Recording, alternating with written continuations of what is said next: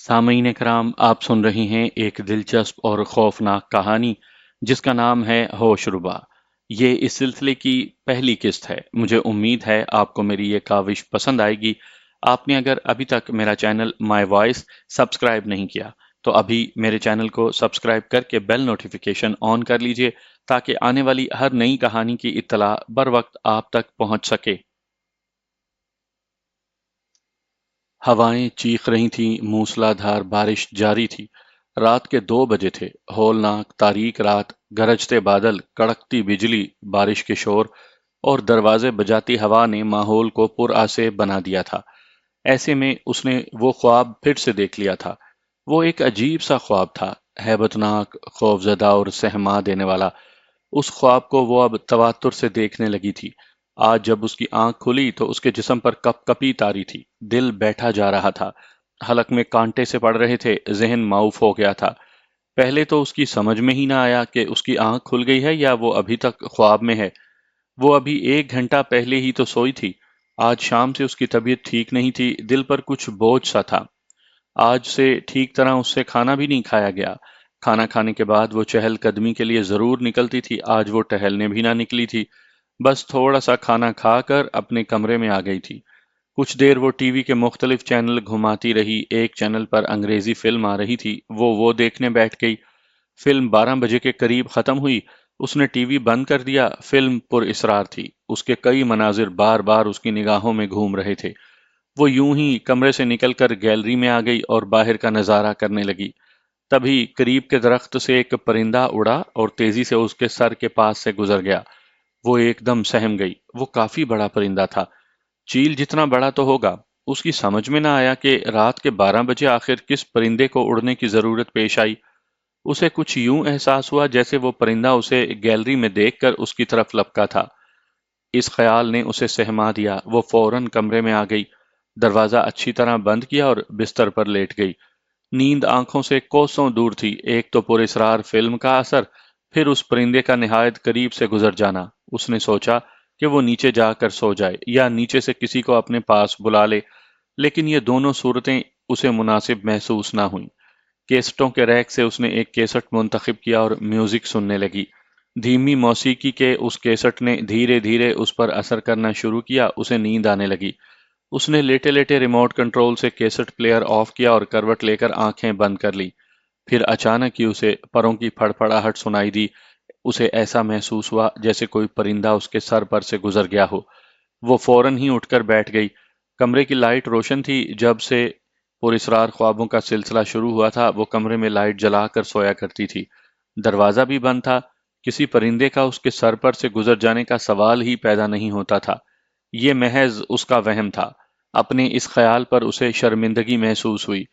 वो रोज बरोज इस कदर डरपोक क्यों होती जा रही थी। रिमोट कंट्रोल उठाकर उसने केसट प्लेयर फिर ऑन कर दिया। लोरी देती हुई मौसीकी फिर से कमरे में सुनाई देने लगी। मौसीकी सुनते सुनते बिला आखिर वो नींद की आगोश में चली गई। अभी वो 1 घंटा ही सोई होगी कि उस डरावने ख्वाब ने अचानक उसकी नींद का कुफल खोल दिया। जब वो सोई थी तो दूर तक बारिश के कोई आसार नहीं थे। आंख खुली तो फिजा का रंग ही कुछ और था। कुछ देर तो उसकी समझ में ही ना आया कि वो अभी ख्वाब देख रही है या जाग रही है। कहीं दूर बादलों की गिड़गिड़ाहट सुनाई दी। अचानक ही बिजली बड़े जोर से चमकी और बाहर धमाके से होने लगे। वो घबरा कर उठ बैठी। केसट प्लेयर अभी तक ऑन था। उसके हाथ पांव कांप रहे थे। दिल किसी पत्ते की तरह लरज रहा था। उसमें हिम्मत नहीं थी कि रिमोट कंट्रोल उठाकर केसट प्लेयर ऑफ कर दे।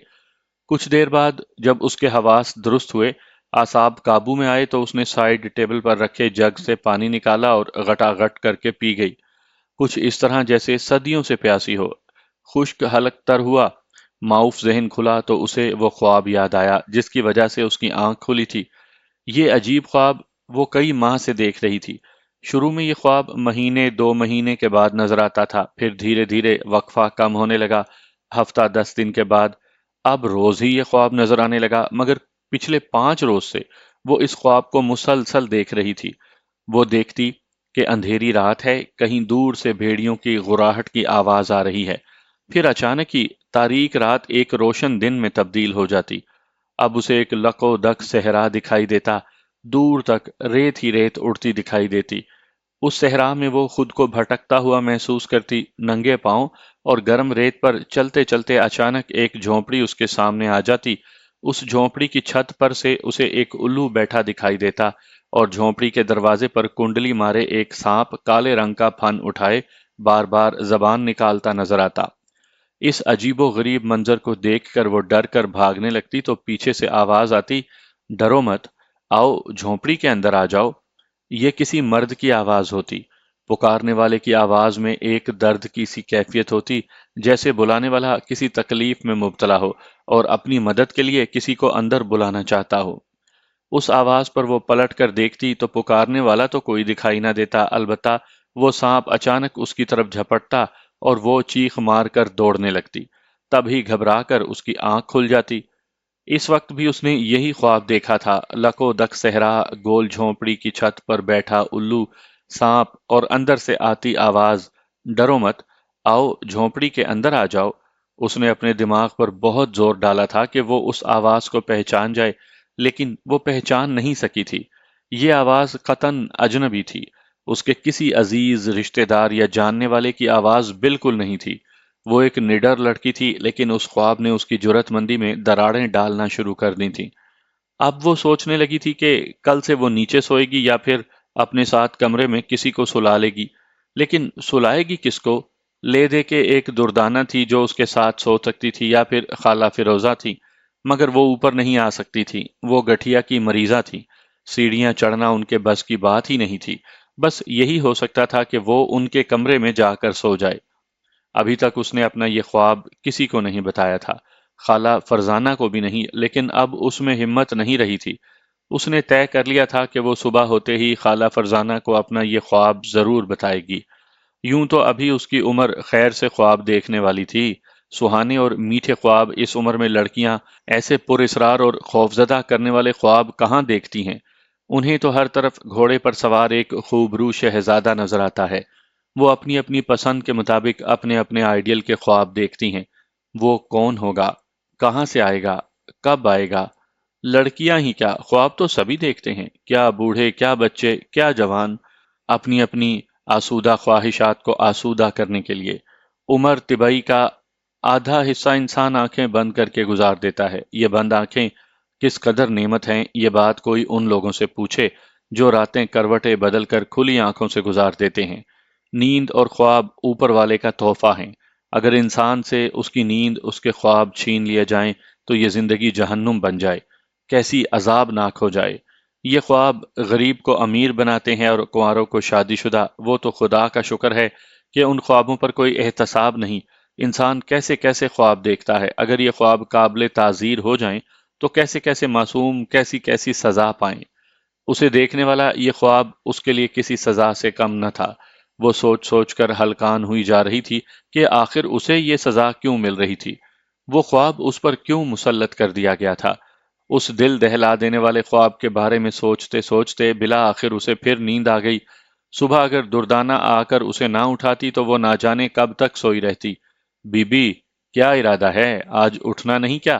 دردانہ نے اس کا بازو ہلایا۔ دردانہ، کیا وجہ ہے؟ اس نے آنکھیں ملتے ہوئے پوچھا۔ بہت کچھ بچ گیا ہے بی بی، اور بہت کچھ ہو گیا، اب اٹھ جاؤ۔ کیا ہو گیا؟ وہ ایک دم چونک گئی۔ رات کا خواب بڑی صورت سے اس کی آنکھوں کے سامنے گھوم گیا۔ خیر تو ہے دردانہ؟ ہاں بی بی، خیر ہے، پریشانی والی کوئی بات نہیں۔ وہ آپ کے ایک دادا تھے نا؟ ارے وہی دادا اعظم، وہ چل بسے، بس گھر کے سب لوگ جانے کی تیاری میں ہیں۔ ارے دردانہ، تم نے پھر مجھے اٹھایا کیوں نہیں؟ وہ تیزی سے اٹھ کر کھڑی ہو گئی۔ تم بھی حد کرتی ہو۔ اوہ بی بی، ابھی فون آیا ہے، بڑی بی بی نے جیسے ہی مجھے کہا میں فوراً آپ کو اٹھانے آ گئی ہوں۔ کیا خالہ بھی جا رہی ہیں وہاں؟ جا رہی ہیں، وہ تو دروازے پر کھڑی ہیں، تیار ہیں جانے کے لیے۔ اچھا دردانہ، تم خالہ سے کہو میں منہ دھو کر فوراً نیچے آتی ہوں۔ وہ یہ کہہ کر باتھ روم کی طرف بڑھی۔ میرا انتظار کریں، میں انہی کے ساتھ جاؤں گی۔ ٹھیک ہے بی بی، آپ ذرا جلدی سے آ جائیں۔ وہ جلدی جلدی تیار ہو کر نیچے پہنچی، الٹا سیدھا ناشتہ کیا اور پھر وہ خالہ فرزانہ کے ساتھ گاڑی میں بیٹھ گئی۔ افضل جو ڈرائیونگ سیٹ پر بیٹھا تھا، اس نے ذرا سا ترچھا ہو کر اسے دیکھا اور بولا، آج آپ کچھ زیادہ دیر سے نہیں اٹھی؟ ہاں بھائی، آج کچھ زیادہ دیر ہو گئی، اس نے مختصر سا جواب دیا۔ یہ جواب دے کر اسے فوراً ہی گزری ہوئی بھیانک رات یاد آ گئی تھی۔ وہ خوفناک خواب اس کی نظروں میں گھوم گیا تھا۔ اس نے دھیان بٹانے کے لیے ایسے ہی خالہ فرزانہ سے پوچھا، خالہ، دادا اعظم کا انتقال کب ہوا؟ صبح فجر کے وقت، خالہ فرزانہ نے بتایا۔ بڑے خوش نصیب شخص تھے وہ، اللہ ایسی موت سب کو دے۔ وہ کیسے خالہ؟ اس نے تجسس سے پوچھا۔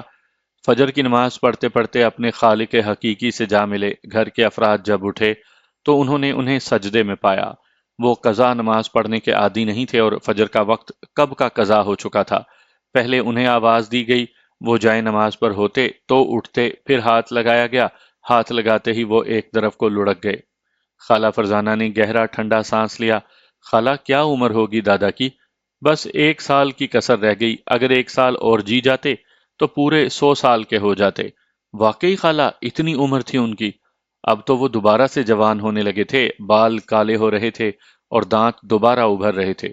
رہنے دیں خالہ، اس مرتبہ افضل بولا۔ اسے خالہ کی بات پر جیسے یقین نہ آیا۔ کیا میں جھوٹ بول رہی ہوں؟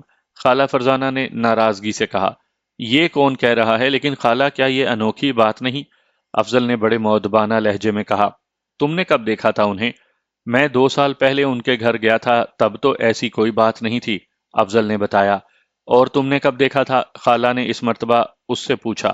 میں تو خالہ پچھلی عید پر انہیں سلام کرنے گئی تھی۔ تم دونوں کو ملے ہوئے کافی عرصہ ہو گیا، یہ بات ابھی 3 4 ماہ پہلے کی ہے۔ فرخندہ آپا ہمارے گھر آئی تھیں، انہوں نے بتایا تھا۔ خالہ، کیا یہ سچ ہے؟ کیا واقعی مرد 100 سال کا ہو کر جوان ہونے لگتا ہے؟ اس نے پوچھا۔ او باولی، یہ مرد بوڑھے ہوتے ہی کب ہیں؟ خالہ فرزانہ نے ایک جاندار کہا لگا کر کہا۔ خالہ، یہ محض ایک مفروضہ ہے، افضل نے پلٹ کر کہا۔ اس بات میں کوئی صداقت نہیں، سب مرد بوڑھے ہو جاتے ہیں، بلکہ میں نے جوان بوڑھے بھی دیکھے ہیں۔ افضل خالہ کی طرف دیکھ کر بولا۔ اچھا، گاڑی سامنے دیکھ کر چلاؤ۔ خالہ فرزانہ نے بات کا رخ دوسری طرف موڑتے ہوئے کہا۔ ایک بات اور مشہور ہے ان کے بارے میں، وہ خواب کی تعبیر بہت اچھی بتاتے تھے۔ ہیں خالہ؟ وہ ایک دم چونک گئی اور سوچنے لگی، ہائے، دادا اعظم آپ نے جانے میں اتنی جلدی کیوں کی؟ کاش وہ اپنا خواب انہیں سنا سکتی اور ان سے رہنمائی حاصل کر سکتی۔ ہاں، یہ سچ ہے، خالہ فرزانہ نے سنجیدگی سے کہا۔ خالہ، ایک بات بتائیں، الو کے بارے میں آپ کا کیا خیال ہے؟ ارے، یہ تمہیں اچانک الو کا خیال کیسے آ گیا؟ خالہ فرزانہ بڑی حیران تھی۔ بڑا پراسرار پرندہ ہے، خالہ کے جواب دینے سے پہلے افضل بول اٹھا۔ مغرب والے اسے فلسفی سمجھتے ہیں، عقل و دانش کی علامت جانتے ہیں۔ مغرب کے ایک بڑے پبلشر نے تو الو کی تصویر کو بطور مونوگرام اپنایا ہوا ہے، اور مشرق والے الو کو بے وقوف سمجھتے ہیں۔ کسی کو بے وقوف کہنا ہو تو اسے الو کہہ دیتے ہیں۔ عقل مند بے وقوف کا تو مجھے معلوم نہیں، البتہ اپنے بڑوں سے اس کی نحوست کے بارے میں ضرور سنا ہے۔ الو جہاں بیٹھتے ہیں وہاں ویرانی پھیلنے لگتی ہے، شاید اسی وجہ سے الو بولنے کا محاورہ بنایا ہے۔ ویسے ایک بات ہے، یہ کہہ کر خالہ چپ ہو گئیں، اپنے ریشمی بٹوے سے پان کی ڈبیاں نکالی، پان کھایا اور جلدی جلدی منہ چلانے لگیں۔ ہاں خالہ، کیا بات؟ اس نے تجسس سے پوچھا۔ جادو ٹونے کے کام آتا ہے۔ وہ کیسے خالہ؟ اس نے پوچھا۔ سچی بات ہے، مجھے تو ان جادو ٹونوں پر یقین نہیں ہے، لیکن ایک واقعہ میں اپنی آنکھوں سے دیکھ چکی ہوں۔ وہ آصفہ چچی والا تو نہیں؟ افضل نے پوچھا۔ ہاں وہی، خالہ فرزانہ نے تصدیق کی۔ تمہیں معلوم ہے؟ ہاں، تم نے کہاں سنا ہوگا، ان دنوں تم یہاں کہاں تھی؟ کیا ہوا تھا خالہ؟ وہ ایک دم چونک کر بولی۔ ہونا کیا ہے بیٹی، آصفہ کا شوہر ایک مرتبہ بیمار ہوا اور یہ بیماری طول پکڑ گئی۔ دنیا بھر کے ڈاکٹروں کو دکھا لیا، ہر طرح کے ٹیسٹ کروا لیے، مگر کوئی بیماری تشخیص نہ ہوئی۔ ٹیسٹوں کی رپورٹیں دیکھ کر ہر ڈاکٹر یہی جواب دیتا کہ انہیں کوئی بیماری نہیں، لیکن بیماری تو انہیں تھی۔ وہ روز بروز کمزور ہوتے چلے جا رہے تھے۔ ایک دن تو اتنی حالت خراب ہوئی کہ رونا پیٹنا مچ گیا۔ آصفہ کو جانے کیا ہوا کہ وہ اپنے شوہر شاکر کے پاؤں پکڑ کر بیٹھ گئی اور دھاڑے مار مار کر رونے لگی۔ روتی جاتی تھی اور کہتی جاتی تھی، ہائے شاکر، مجھے معاف کر دو، مجھ سے غلطی ہو گئی۔ جس نے سنا وہ پریشان ہوا۔ شاکر کی اماں اس وقت حیات تھیں۔ ان کے کان کھڑے ہوئے، وہ بھاگی ہوئی آئیں اور آصفہ سے پوچھا، دلہن، کیا ہوا؟ تم کیوں معافی مانگ رہی ہو؟ اماں، آپ بھی مجھے معاف کر دیں، آصفہ نے روتے ہوئے کہا۔ آخر ہوا کیا؟ کچھ تو بتاؤ، شاکر کی امی جھنجھلا کر بولیں۔ اماں، میں نے ان کے غصے سے تنگ آ کر ایک عامل سے عمل کروایا تھا، آصفہ نے انکشاف کیا، اریو کمبخت کیسا عمل، اماں کا پارا اچانک چڑھ گیا، تجھے موت آئے، تو نے میرے بیٹے کا کیا حال کر دیا۔ اماں مجھ سے غلطی ہو گئی، آپ معاف کر دیں۔ بتا تو صحیح آخر ہوا کیا؟ شاکر کی اماں نے غصے سے پوچھا۔ پھر رو رو کر آصفہ نے پورا قصہ سنایا۔ اس میں کوئی شک نہیں کہ شاکر غصے کا بہت تیز تھا۔ اس کا غصہ خاندان بھر میں مشہور تھا۔ کھانے میں اگر نمک تیز ہو گیا تو کھانے کی پلیٹ اٹھا کر پھینک دینا، کپڑے استری نہ ہوں، جوتے پالش نہ ہوں، قمیض کا کوئی بٹن ٹوٹا نکل آئے، وقت پر کھانا نہ ملے، کھولتی گرم چائے نہ ملے، غرض ذرا سی کوتاہی ہوتی اور قیامت آ جاتی۔ زندگی بھر کام کوئی کیا نہیں، زمیندار آدمی تھے، زمینوں سے اس قدر آمدنی تھی کہ کچھ کرنے کی ضرورت ہی نہ تھی۔ پھر شوق بھی سارے تھے، شکار کھیلنا، پتنگ بازی، سیر و تفریح وغیرہ وغیرہ۔ ایک دن کسی بات پر شاکر نے آصفہ پر ہاتھ اٹھا دیا۔ وہ پہلے ہی اس کی عادتوں سے تنگ تھی کہ مار پیٹ نے اسے بالکل ہی باولا کر دیا۔ کسی پڑوسن نے کسی عامل کا پتہ بتا دیا، وہ اس سے ملنے چلی گئی۔ عامل نے ساری بات سن کر اسے تسلی دی اور کہا کہ وہ اسے ایک الو فراہم کر دے تو وہ اس کے خون سے تعویذ لکھ کر دے گا۔ اس تعویذ کو شاکر کے تکیے میں سینا ہوگا۔ تعویذ کے اثر سے نہ صرف شاکر کا غصہ ختم ہو جائے گا بلکہ وہ اس کا مطیع اور فرما بردار ہو جائے گا۔ اندھے کو کیا چاہیے، دو آنکھیں۔ اس نے ایمپرس مارکیٹ سے ایک الو خریدا جو خاصا مہنگا ملا۔ خیر، وہ تو الو اس نے عامل کے حوالے کر دیا۔ عامل سفلی علم کا ماہر تھا، اس نے ایک تگڑی رقم لے کر تعویذ آصفہ کے حوالے کر دیا۔ آصفہ نے اس تعویذ کو بہت احتیاط سے ہدایت کے مطابق شاکر کے تکیے میں سی دیا۔ اس عامل نے کہا تھا کہ شوہر کے مطیع ہونے کے 3 ماہ بعد اس تعویذ کو نکال کر سمندر میں پھینک دیا جائے۔ اس تعویذ نے واقعی اثر دکھایا، شاکر کا مزاج تبدیل ہونے لگا، آہستہ آہستہ غصہ ہوا ہوا، ساری شوقین مزاجی کو آگ لگ گئی اور شاکر آصفہ کی پٹی پکڑ کر بیٹھ گیا۔ آصفہ کی زندگی میں بہار آ گئی۔ عامل نے 3 ماہ کا عرصہ دیا تھا مگر وہ لالچ میں آ گئی۔ اس انتظار میں وقت گزارتی گئی کہ ابھی اور مطیع ہو جائے، فرما برداری میں مزید اضافہ ہو جائے۔ اب وہ بیچارہ تخت پر کسی الو کی طرح ساکت و جامد بیٹھا رہتا تھا۔ اس طرح تعویذ کرائے ہوئے 6 ماہ کا عرصہ گزر گیا۔ آصفہ بھول ہی گئی یا پھر اس نے دانستہ بھلا دیا کہ عامل نے کیا تاکید کی تھی۔ اب آہستہ آہستہ شاکر کی طبیعت خراب رہنے لگی۔ وہ دن بدن کمزور ہوتا جا رہا تھا۔ علاج جاری تھا، ڈاکٹر پر ڈاکٹر بدلے جا رہے تھے، مہنگے سے مہنگے ٹیسٹ ہو رہے تھے، پیسہ پانی کی طرح بہایا جا رہا تھا مگر اس کی طبیعت سنبھلنے میں نہیں آ رہی تھی۔ اور ایک دن تو اس کی طبیعت اس قدر خراب ہوئی کہ گھر میں رونا پیٹنا مچ گیا۔ تب گھبرا کر آصفہ نے شاکر کے پاؤں پکڑ لیے، معافی مانگی اور سارا قصہ سنایا۔ سارا قصہ سننے کے بعد شاکر کی اماں نے فوراً وہ تکیہ ادھیڑ ڈالا تاکہ اس تعویذ کو بلا تاخیر سمندر کے حوالے کیا جا سکے، لیکن حیرت انگیز بات یہ ہوئی کہ تعویذ نہ ملا۔ تکیے کو تار تار کر دیا گیا، تعویذ اس میں ہوتا تو ملتا۔ ہائے خالہ، تعویذ کہاں گیا؟ وہ پریشان ہو کر بولی۔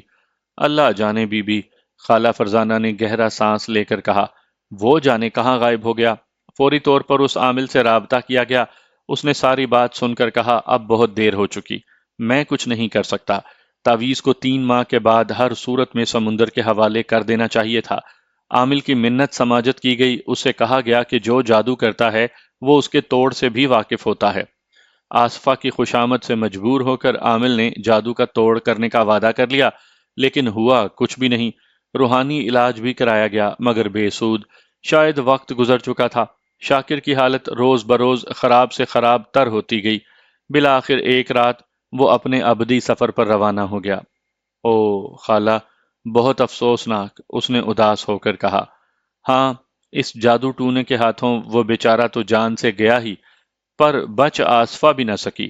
شاکر کی موت نے اسے بری طرح متاثر کیا۔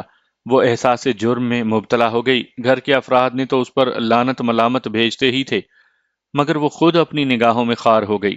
اس کے دل میں ایک کانٹا سا چبھ گیا، ہر وقت پریشان اور گھبرائی گھبرائی سی رہنے لگی۔ کھانا پینا بھول گئی، بننے سنورنے کو تو خیر کوئی گنجائش ہی نہیں تھی، کمرہ بند کر کے روتی رہتی۔ پھر جانے اسے کانچ چبانے کی کہاں سے عادت پڑ گئی۔ سسرال والوں نے اسے اپنے گھر سے دھکے دے کر نکال دیا تھا۔ اب وہ اپنے والدین کے قدموں میں آ پڑی تھی، اگرچہ اس کی اس حرکت سے وہ بھی ناراض تھے، لیکن وہ ان کی بیٹی تھی، اسے دھکے مار کر باہر نہیں کر سکتے تھے۔ خیر، کانچ کھانے کی عادت جڑ پکڑتی گئی، اب وہ دواؤں کی شیشیاں توڑ کر چبانے لگی۔ گھر والوں کو اس کی اس عادت کا پتہ چل گیا تھا، لہٰذا اس بات کا خیال رکھتے تھے کہ آصفہ کے ہاتھ کہیں سے کوئی شیشی نہ لگے۔ نگرانی کے باوجود وہ کہیں نہ کہیں سے کانچ کا ٹکڑا مہیا کر لیتی۔ پھر اس عادت نے آہستہ آہستہ انتہائی سنگین صورتحال اختیار کر لی۔ آصفہ کو کمرے میں بند رکھا جانے لگا، اس کے کمرے سے شیشے کی تمام چیزیں ہٹا لی گئیں، مگر پھر بھی وہ باز نہ آئی۔ ایک دن شربت کی ایک بوتل تمام پابندیوں کے باوجود جانے اس کے ہاتھ کہاں سے لگ گئی، بس وہ بوتل اس نے توڑ کر پوری کی پوری چبا ڈالی۔ اس کا منہ لہو لہان ہو گیا، گھر والے اسے ہسپتال لے کر بھاگے، مگر وہ راستے میں ہی دم توڑ گئی۔ او خالہ، کتنا برا ہوا! وہ افسردہ ہو گئی تھی۔ ہاں، برا تو ہوا، مگر یہ عورتیں جادو ٹونوں سے باز نہیں آتی۔ افضل نے تبصرہ کیا۔ عورت بیچاری بھی کیا کرے؟ تم مرد لوگ ہمیشہ اسے ستاتے چلے آئے ہو۔ خالہ فرزانہ نے پان کھانے کے لیے بٹوا کھولا۔ دیکھیں خالہ، مجھے کچھ مت کہیے گا، میں نے تو آج تک کسی عورت کو نہیں ستایا۔ آپ جانتی ہیں کہ میں نے ابھی تک شادی نہیں کی ہے اور نہ آئندہ کرنے کا کوئی ارادہ ہے۔ افضل، تو کیا تو کنوارا ہی اٹھ جانے کا ارادہ رکھتا ہے؟ خالہ نے ہنس کر وار کیا۔ ہاں خالہ، آپ کا بھانجا جو ہوا، آپ کے نقش قدم پر چلوں گا۔ افضل بھلا کہاں چوکنے والا تھا؟ افضل، دیکھ میری مثال مت دینا، میرا معاملہ کچھ اور ہے۔ خالہ فوراً ہی سنجیدہ ہو گئی تھی۔ اچھا چھوڑیں خالہ، یہ بور ہو رہی ہیں، آپ آصفہ چچی کی بات کریں۔ افضل نے اس کی طرف اشارہ کیا۔ بس اب آصفہ کی بات کیا کروں، نہ آصفہ رہی نہ شاکر رہا۔ کہتے ہیں کہ شاکر کی قبر پر آج بھی ایک الو بیٹھا رہتا ہے۔ خالہ فرزانہ نے انکشاف کیا۔ خالہ، ایسی بات تو کبھی نہیں سنی، اس نے اپنا شبہ ظاہر کیا۔ ہاں لیکن یہ سچ ہے، مجھے کئی لوگوں نے بتایا ہے جنہوں نے اپنی آنکھوں سے اس کی قبر پر الو کو بیٹھے ہوئے دیکھا ہے۔ خالہ، اب مجھے آصفہ چچی کی قبر پر جانا ہی پڑے گا، افضل بولا۔ ہاں ضرور جاؤ، مجھے صحیح طور پر تو صورتحال کا پتہ چل جائے گا نا۔ لوگوں نے ایسے ہی اڑائی ہے یا واقعی اس کی قبر پر الو بیٹھا رہتا ہے؟ خالہ نے کہا۔ بھائی میں بھی آپ کے ساتھ چلوں گی، اس نے پرشوق انداز میں کہا۔ اچھا ٹھیک ہے، ضرور چلنا۔ بی بی پاگل ہوئی ہو، قبرستان میں عورتوں کا جانا ممنوع ہے، خالہ فرزانہ نے تنبیہی لہجے میں کہا۔ پر میں نے آصفہ چچی کی قبر ضرور دیکھنی ہے۔ ایک کام ہو سکتا ہے، لاٹھی بھی نہیں ٹوٹے گی اور سانپ بھی مر جائے گا، افضل نے چٹکی بجاتے ہوئے کہا۔ وہ کیا بھائی؟ ارے میں کیمرہ لے جاؤں گا، قبر اور الو کی تصویر بنا لاؤں گا۔ ونڈرفل، گڈ آئیڈیا بھائی، وہ خوش ہو کر بولا۔ آپ کب جائیں گے بھائی؟ جلد ہی جاؤں گا، افضل نے اسے یقین دلانے والے انداز میں کہا۔ بس اسی طرح کی باتیں کرتے یہ لوگ دادا اعظم کے گھر پہنچ گئے۔ کافی لوگ اکٹھے ہو چکے تھے اور جیسے جیسے لوگوں کو ان کی موت کی خبر ملتی جا رہی تھی، رش بڑھتا جا رہا تھا۔ انسان کی اصل مقبولیت کا اندازہ اس کی موت کے بعد ہوتا ہے۔ زندگی میں تو بہت سی مصلحتیں آدمی کو ایک دوسرے کے در پر لے جاتی ہیں، لیکن آدمی مرنے کے بعد تمام مصلحتوں سے آزاد ہو جاتا ہے۔ نہ دولت رہتی ہے، نہ کرسی رہتی ہے، نہ حیثیت رہتی ہے۔ خاک کا پتلا خاک میں ملنے کو تیار ہوتا ہے، تب معلوم ہوتا ہے کہ وہ کس کے کتنے کام آیا۔ ظہر کے بعد دادا اعظم کا جنازہ اٹھا تو معلوم ہوا کہ دادا کیا چیز تھے۔ بے شمار لوگ تھے ان کے جنازے میں، ہر آنکھ اشک بار تھی۔ دادا اعظم نے اپنی زندگی میں جانے کتنے لوگوں کا درد بانٹا ہوگا، کتنے لوگوں کا بوجھ اٹھایا ہوگا، آج وہی لوگ دادا کو اپنے کندھوں پر اٹھائے ہوئے تھے۔ تدفین کے بعد افضل گھر واپس چلا گیا تھا، جبکہ خالہ فرزانہ اور وہ وہیں رہ گئی تھیں۔ انہوں نے کہا تھا کہ وہ دونوں عصر کے بعد خود ہی گھر پہنچ جائیں گی، اسے آنے کی ضرورت نہیں۔ اگر ممکن ہوا تو دادا کے گھر سے کوئی چھوڑ دے گا، ورنہ وہ ٹیکسی یا رکشے میں گھر پہنچ جائیں گی۔ دادا اعظم کے 7 بیٹے تھے اور مزے کی بات یہ تھی کہ وہ ساتوں کے ساتوں اسی گھر میں رہتے تھے اور ساتوں زندہ تھے۔ بڑا بیٹا راغب 60 سال سے اوپر کا ہوگا، ریٹائر زندگی گزار رہا تھا۔ سب کی شادیاں ہو چکی تھی اور سب کے بچے تھے، اور ان میں بعض کی شادی بھی ہو چکی تھی۔ گویا دادا اعظم محض دادا نہیں تھے بلکہ پردادا تھے۔ ساتوں بھائیوں میں بڑی یگانگت تھی، لیکن ان بھائیوں کی اولاد میں یہ محبت نہیں تھی۔ ان میں کئی لڑکے گھر چھوڑ کر جا چکے تھے، وہ علیحدہ مکانوں میں رہ رہے تھے، اور ان ساتوں بھائیوں کی بیویاں بھی بہت اچھی تھیں۔ انہوں نے اس گھر میں آ کر گھر کو جوڑنے کی تو کوشش کی ہی تھی، توڑنے کی کوشش نہیں کی تھی۔ خالہ فرزانہ دادا اعظم کے بڑے بیٹے راغب سے محو گفتگو تھی۔ راغب دادا کی سیرت پر روشنی ڈال رہا تھا۔ وہ بھی بڑی دلچسپی سے دادا اعظم کی باتیں سن رہی تھی۔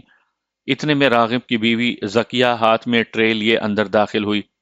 ٹرے میں چائے کے 4 کپ رکھے تھے۔ زکیہ نے تینوں کو چائے کا ایک ایک کپ دیا اور چوتھا کپ لے کر صوفے پر بیٹھ گئی۔ پھر جانے کیا خیال آیا، چائے کا کپ میز پر رکھا اور راغب کے پاس جا کر اس کے کان میں کچھ کہا۔ راغب نے اپنی بیوی کی بات سن کر اس کی طرف غور سے دیکھا، پھر کہا، ٹھیک ہے، جاؤ لے آؤ۔ فرزانہ، میں ابھی آئی، یہ کہتی ہوئی زکیہ کمرے سے نکل گئی۔ راغب بھائی، خیریت تو ہے؟ خالہ فرزانہ بے چین ہو کر بولی۔ اس لڑکی کی ایک امانت ہے میرے پاس، راغب نے اس کی طرف دیکھتے ہوئے کہا۔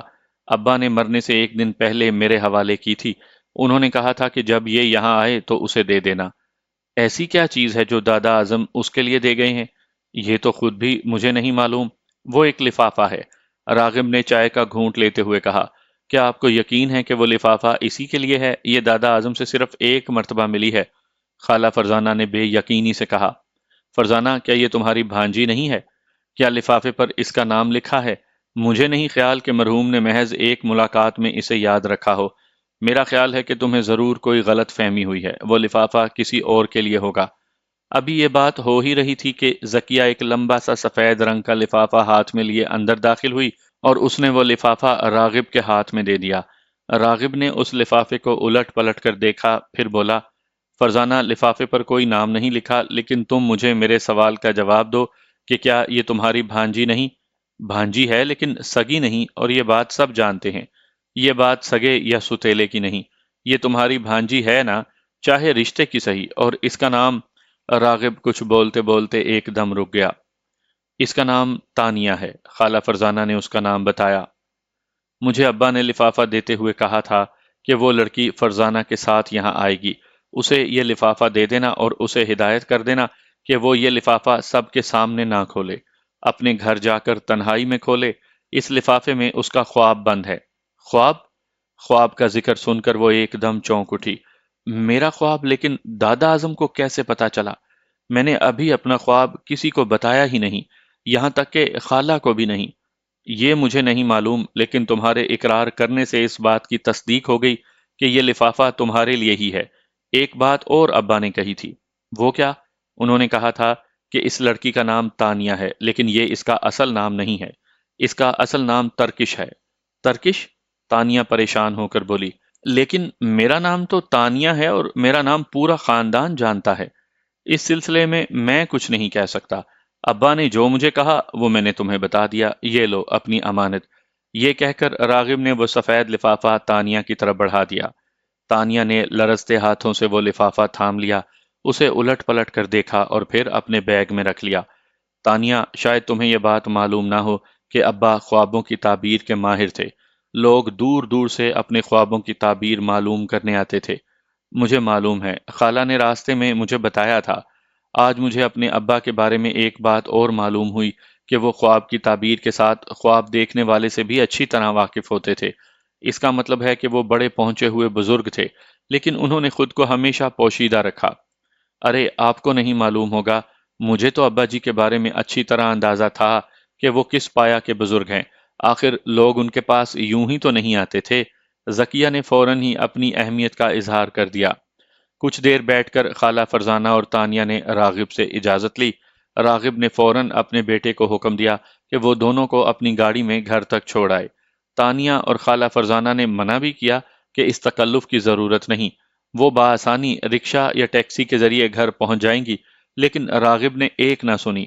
وہ گھر کے گیٹ تک انہیں رخصت کرنے آئے اور جب تک وہ گاڑی میں بیٹھ کر چلی نہ گئیں، وہ گھر کے گیٹ پر کھڑے رہے۔ واپسی کا سفر بڑی خاموشی سے کٹا۔ خالہ فرزانہ نے بات کرنا بھی چاہی، لیکن تانیہ نے جواب میں انہیں خالی خالی نگاہوں سے دیکھا تو وہ سمجھ گئیں کہ تانیہ اندر سے پریشان ہے۔ وہ واقعی پریشان تھی۔ اس کی سمجھ میں نہیں آ رہا تھا کہ دادا اعظم کو اس کے خواب کے بارے میں کس طرح پتہ چل گیا تھا اور اس لفافے میں اس کے بھیانک خواب کی کیا تعبیر بند تھی۔ وہ جلد از جلد اس سے واقف ہو جانا چاہتی تھی۔ گھر پہنچ کر اس نے فوراً ہی اپنے کمرے کا رخ کیا۔ سیڑھیاں چڑھ کر وہ اپنے بیڈ روم میں داخل ہوئی، اندر سے دروازہ بند کیا، بیگ بیڈ پر اچھال دیا اور واش روم میں گھس گئی۔ اچھی طرح منہ ہاتھ دھو کر باہر نکلی۔ ابھی اس نے بیگ سے لفافہ نکالا ہی تھا اور کھولنا چاہتی ہی تھی کہ ایک دم دروازے پر دستک ہوئی۔ دروازہ بڑی زور سے دھڑ دھڑایا جا رہا تھا، ساتھ ہی دردانہ چیخ رہی تھی، جلدی دروازہ کھولیں بی بی۔ تانیہ نے وہ لفافہ فوراً بیگ میں ڈالا اور بیگ بیڈ پر پھینک کر دروازے کی طرف بڑھی۔ اس کا دل بڑے زور زور سے دھڑکنے لگا تھا۔ الہی خیر! تانیہ نے جیسے ہی دروازہ کھولا تو اسے دیکھ کر وہ بے اختیار چیخ مار کر پیچھے ہٹ گئی۔ دردانہ کے ہاتھ میں ایک پنجرا تھا اور اس پنجرے میں ایک الو بند تھا۔ تانیہ نے پنجرے میں بند الو کو دیکھ کر چیخ ماری۔ دردانہ نے وہ پنجرا فوراً دہلیز پر رکھ دیا اور تسلی دیتے ہوئے بولی، ڈریں نہیں بی بی، یہ پنجرے میں بند ہے۔ یہ پنجرا کہاں سے آیا اور کون لایا ہے اس الو کو؟ تانیہ نے دور ہی سے پنجرے میں بند اس الو کو وحشت سے دیکھتے ہوئے کہا۔ بی بی، ابھی ایک آدمی آیا تھا، وہ دے گیا ہے۔ دردانہ نے پنجرے کا کنڈا چھوتے ہوئے کہا۔ بی بی، اسے اندر لے آؤں؟ نہیں نہیں دردانہ، تم پاگل ہو گئی ہو کیا؟ تانیہ نے اسے ڈانٹتے ہوئے کہا۔ تم اندر جاؤ، اسے وہیں رہنے دو۔ دردانہ اس پنجرے کو دروازے پر چھوڑ کر اندر آ گئی۔ تانیہ لرزتی ٹانگوں سے اپنے بیڈ پر بیٹھ گئی۔ بیڈ پر اس کا بیگ اور وہ بند لفافہ پڑا تھا جسے دادا اعظم نے دیا تھا اور ہدایت کی تھی کہ اسے سب کے سامنے نہ کھولا جائے۔ تانیہ نے فوراً وہ لفافہ اٹھا کر بیگ میں ڈال لیا اور اس کی زپ بند کرتے ہوئے دروازے پر رکھے اس پنجرے کو دیکھنے لگی۔ وہ الو اپنی بڑی بڑی زرد آنکھوں سے اسے گھور رہا تھا۔ دردانہ، تم نے اس پنجرے کو کیوں لے لیا؟ کون تھا وہ شخص؟ تانیہ پریشانی سے بولی۔ بی بی، اس آدمی نے زیادہ بات ہی نہیں کی، میں نے جیسے ہی گیٹ کھولا اس نے یہ پنجرا میری طرف بڑھا دیا اور بولا کہ ترکش کو دے دو۔ میں نے کہا کہ کون ترکش؟ یہاں کوئی ترکش نہیں ہے، تو وہ بولا اپنی بی بی تانیہ کو جا کر دے دو۔ اچھا میں چلتا ہوں۔ یہ کہہ کر اس نے پنجرا میرے ہاتھ میں تھما دیا اور میرے کچھ کہنے سے پہلے ہی وہ چلا گیا۔ دردانہ نے بتایا۔ کیسا شخص تھا وہ؟ تم نے بڑی غلطی کی دردانہ کہ مجھے فوراً بلا لینا چاہیے تھا۔ تانیہ پریشان ہو کر بولی۔ اس نے میری بات سنی ہی نہیں، دردانہ نے کہا۔ وہ کچھ عجیب سا آدمی تھا بی بی، کالے کپڑے پہنے ہوئے تھے، بڑے لمبے لمبے بال تھے جو اس کے کندھوں پر پڑے ہوئے تھے، سانولے رنگ کا تھا، لمبا چہرہ، کانوں میں چاندی کی بالیاں، ایک ہاتھ میں موٹا سا کڑا اور انگلی میں چاندی کی پتھر لگی انگوٹھی، کالی چمکیلی آنکھیں۔ بس میں اور کیا بتاؤں بی بی کہ وہ کیسا آدمی تھا، میں نے اس طرح کا آدمی آج تک نہیں دیکھا۔ تانیہ فوراً اٹھ کر کھڑکی کی طرف گئی۔ اس کھڑکی سے گھر کا گیٹ صاف نظر آتا تھا۔ کھڑکی کھول کر اس نے ادھر ادھر دیکھا مگر اسے کوئی آدمی نہ دکھائی دیا۔ اس نے کھڑکی بند کی اور دردانہ سے مخاطب ہو کر بولی، تمہیں یقین ہے کہ اس شخص نے میرا نام لیا تھا؟ جی بالکل بی بی، پہلے تو اس نے ترکش کہا، پھر جب میں نے انکار کیا تو بولا اپنی بی بی تانیہ کو جا کر دے دو۔ اس نے صاف آپ کا نام لیا بی بی، کیا آپ اسے نہیں جانتی؟ دردانہ نے حیران ہو کر پوچھا۔ نہیں دردانہ، پتہ نہیں وہ شخص کون تھا اور وہ دے کر بھی کیا گیا ہے۔ تانیہ پریشان تھی۔ ہاں دیکھو بھلا، یہ بھی کوئی دینے کی چیز ہے؟ بھائی ہیں کیا گھر میں؟ تانیہ نے پوچھا۔ نہیں بی بی، وہ 1 گھنٹہ پہلے کہیں گئے ہیں۔ اور خالہ؟ وہ نماز پڑھ رہی ہیں۔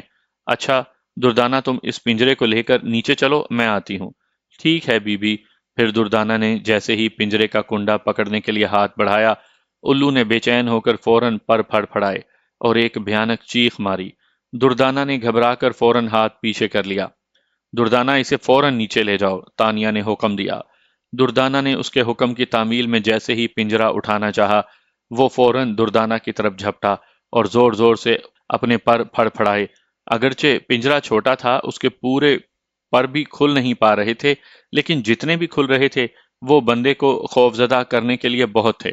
دردانہ نے ڈر کر ایک مرتبہ پھر اپنا ہاتھ پیچھے کھینچ لیا۔